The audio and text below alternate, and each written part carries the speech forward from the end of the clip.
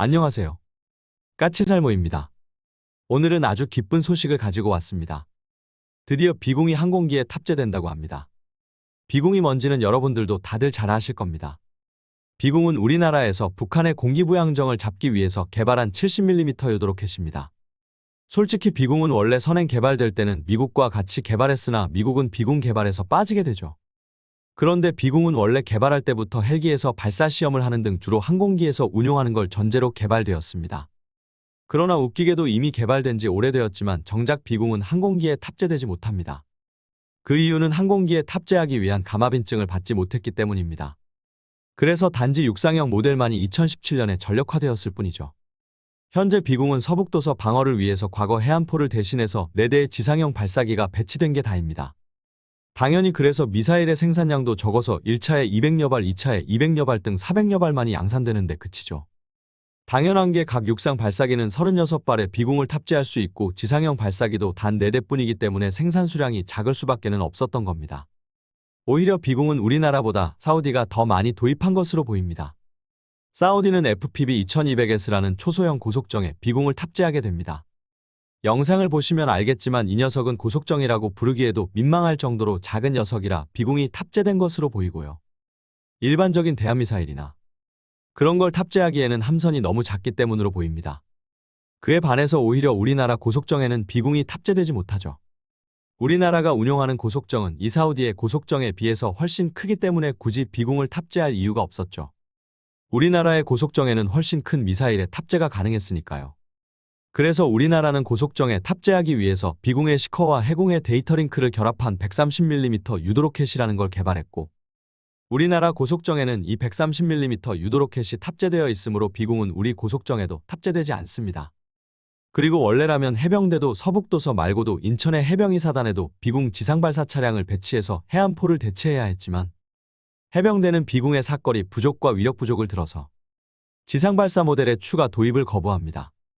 그 대신 해군의 고속정에 탑재되어 있는 130mm 유도로켓을 개량해서 적의 해안포와 포함도 공격할 수 있게 만든 130mm 유도로켓2라는 걸 개발하고 있죠. 그래서 해병대는 비공 대신 이 130mm 유도로켓2를 도입하기 위해서 현재 개발 중입니다. 결론은 비공은 적 공기부양정만이 격파가 가능하고 사거리도 짧기 때문에 해병대는 비공의 추가 도입을 거부해버린 겁니다. 그러나 그럴 수밖에 없는 게 원래 비공은 육상에서 해안포를 대신해서 적 해안포나 포함을 상대로 만든 게 아니라 상대적으로 무게를 가볍게 하기 위해서 알루미늄 합금으로 만들어서 방어력이 취약한 공기부양정만을 공격하게 만들어진 무기이니까요. 그리고 그래서 고작 70mm밖에 안 되는 작은 크기로 만들어진 거고요.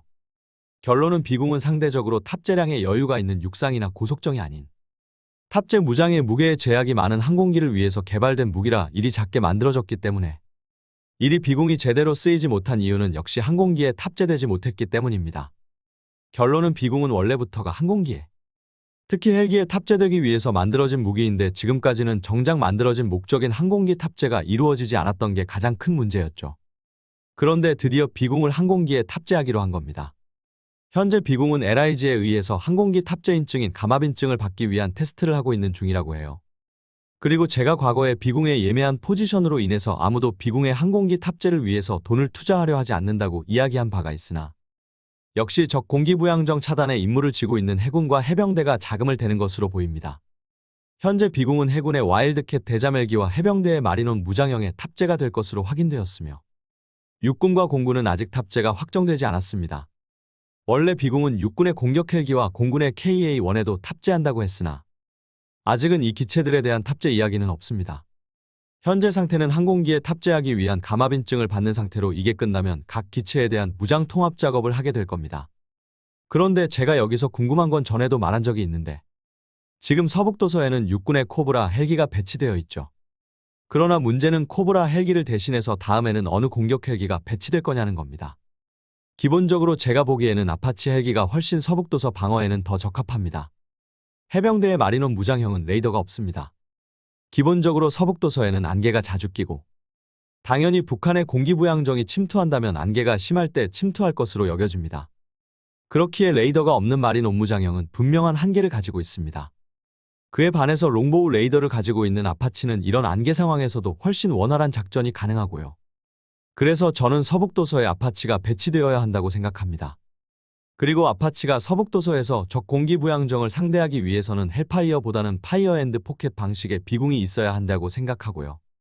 그러나 육군은 여전히 자신들의 헬기에 비공을 통합할 의사가 없어 보입니다.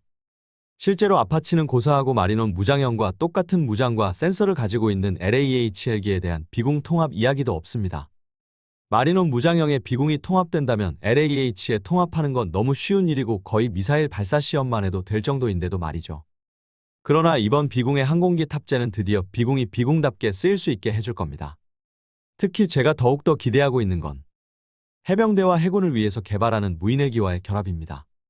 우리나라는 해군의 이순신급과 해병대의 서북도서 방어를 위해서 미국의 MQ-80 무인헬기와 비슷한 무인헬기를 개발하려 하고 있습니다. 이 헬기에 비공을 달게 되면 서북도서 방어에 엄청난 효과가 있을 것이라고 저는 생각합니다. 아마 해군이 이제라도 비공의 항공기 탑재를 추진하는 것도 결론은 이 무인헬기의 무장으로 비공만한 게 없기 때문일 것입니다. 분명히 말하지만 이 비공과 무인헬기의 조합은 서북도서 방어의 전환점이 되리라 봅니다. 그리고 당연히 이에 따라서 비공의 수출이 더욱 확대될 건 자명한 사실이고요. 솔직히 비공이라는 무기는 소형 자살보트나 공기 부양정 말고는 그 위력이 약해서 별로 쓸데가 없습니다. 그래서 미국을 비롯한 다른 나라에서는 개발이 이루어지지 않는 이유이기도 하고요. 그러나 분명 해상에서 해상작전 헬기나 무인 헬기에 탑재해서 적의 자살보트 등을 방어하는 데는 아주 적합한 무기임에는 부인할 수 없는 사실이고, 그래서 다른 많은 나라들은 직접 개발하는 것보다는 이미 존재하는 무기를 소량으로 구매하려 들 겁니다. 그래서 이 항공기 탑재는 비공의 수출 확대에도 아주 큰 영향을 줄 거라 생각합니다. 그래서 수출 가능성이 높기에 더욱더 비공의 항공기 탑재를 추진하는 것이겠지만요. 그러나 여전히 비공 탑재에 미온적인 태도를 보이는 육군과 공군도 자신들의 항공기에 비공을 탑재하길 기대해 봅니다. 자, 이제부터가 진짜 시작입니다. 비공이 항공기에 탑재되게 됨으로 인해서 우리나라 군대에도 더 많은 수량이 도입될 것이며 언젠가는 육군과 공군도 도입하리라 기대합니다. 그리고 저 개인적으로는 비공은 적 무인기 요격용으로도 사용될 수 있지 않을까 기대하며 헬기와 무인기에 탑재해서 적 무인기 격추에도 사용될 수 있을 거라 봅니다. 그리고 이제부터 비공의 수출도 엄청나게 확대되리라 보고요. 이제부터 비공은 진정한 날개를 가지게 되는 겁니다. 영상 봐주셔서 감사합니다.